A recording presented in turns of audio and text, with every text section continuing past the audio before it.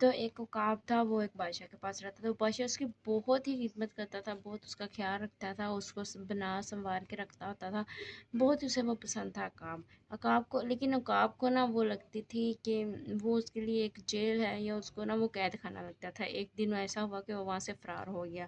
پھر وہ اڑتے اڑتے نا پہنچا ایک بڑھیا کے پاس. بڑھیا نے اسے پکڑ لیا. بڑھیا نے اسے دیکھا، وہ بھی اس سے پیار کرتی تھی.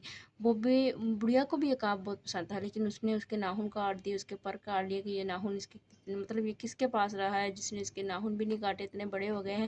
لیکن عقاب کی مطلب جو اصل طاقت ہے وہ ناخنوں میں ہی ہوتی ہے، کہ وہ ناخنوں کے ساتھ اپنے شکار کو پکڑتے ہیں، یہ ہوتا ہے.